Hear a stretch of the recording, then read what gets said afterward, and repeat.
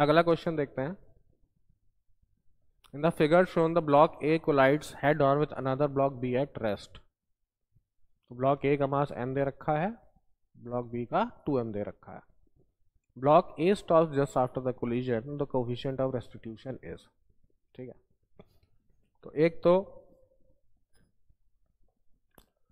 ये concept of मतलब coefficient of restitution के ऊपर बेस्ड है और मोमेंटम कंजर्वेशन के ऊपर बेस्ड है।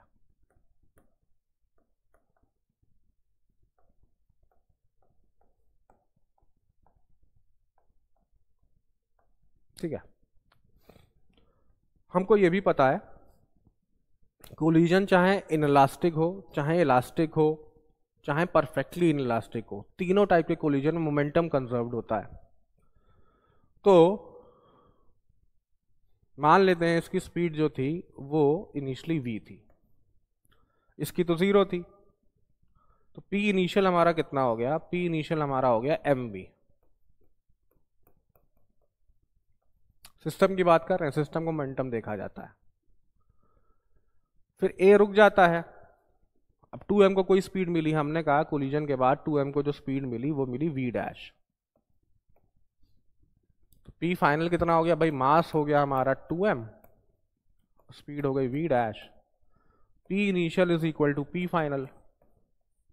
ठीक है, तो इसलिए mv इज इक्वल टू 2mv डैश। तो v डैश की वैल्यू हो गई हमारी v/2। अब कोफिशिएंट ऑफ रेस्टिट्यूशन निकालना है। कोफिशिएंट ऑफ रेस्टिट्यूशन का आपको पता होगा, से सपोज हमने इसको सबस्क्रिप्ट में 1 वैल्यू दी, इसको हमने सबस्क्रिप्ट में 2 वैल्यू दी।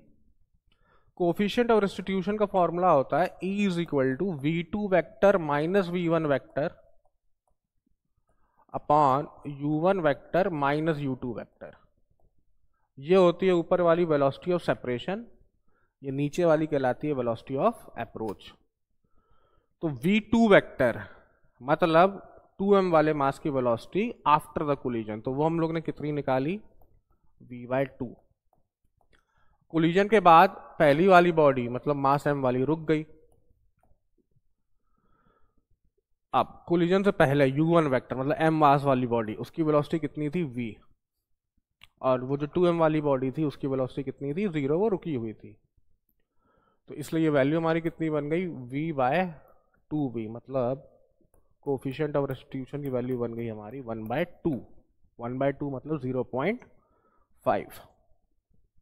ठीक है, तो A is the answer to this question.